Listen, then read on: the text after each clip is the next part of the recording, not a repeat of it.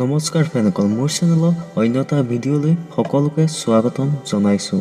নিশ্চয় টাইটেল আৰু থাম্বনেইল দেখি অনুমান কৰিব পাৰিছে গানটোৰ নাম কি। আগন্তুক কি বছৰ দৰে এইবাৰো আপোনালোকৰ মাজলৈ এটা ধুনীয়া বাবা ভক্ত ছং আহি আছে। ছংটো কোনে কোনে গাইছে, লগতে আপোনালোকে কেতিয়ালৈ শুনিবলৈ পাব আৰু কোনটো দিৱসৰ শুভ মুক্তি দিব, এই সকলো কথা জনাই যাম। তাৰ বাবে আপোনালোকে আজি এই ভিডিঅ'টো অকণো স্কিপ নকৰাকৈ প্ৰথমৰ পৰা শেষলৈকে উপভোগ কৰি যাব।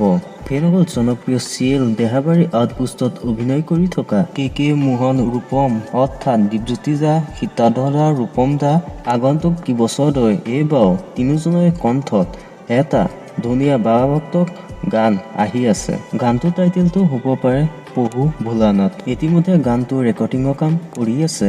মই হাতত অকণ গানটো গুণগুণাই দিয়া দৃশ্য আছে, লগতে ৰূপম দাই কি ক'লে শুনি লওঁ আহকচোন। পাৰ্বতীক বিয়া ও হে পগলাৰ ঘৰে দৰ দেখি কোলাহল গীতটো ভদ্ৰতাকে দায়িত্ব দিলোঁ ককাইদেউ গুৰু হিচাপে।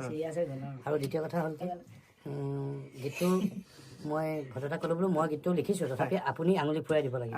সিদ্ধাৰ্থ দা আৰু দীপদা থাকিব, তাৰ লগতে আৰু ব্যক্তিসকল কৈছোঁ। মই ৰিপুঞ্জয় আছে মোৰ লগত, মোৰ বন্ধু উৎপল আৰু ককাইদেউ মনোজ ধনী। ফ্ৰেণ্ডসকল, গানটো আপোনালোকে শিৱৰাত্ৰি 2 দিনৰ আগতেই শুনিবলৈ পাব। ৰূপম দা ইউটিউব চেনেলৰ জৰিয়ে শুভ মুক্তি দিব।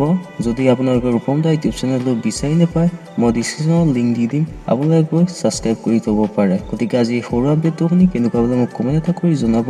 যদি ভাল বোলে ভিডিঅ'টো লাইক এটা কৰি দিয়ক। এতিয়ালৈকে চেনেলটো ছাবস্ক্ৰাইব কৰা নাই, ছাবস্ক্ৰাইব কৰি লওক। Thank you. জয় আই অসম।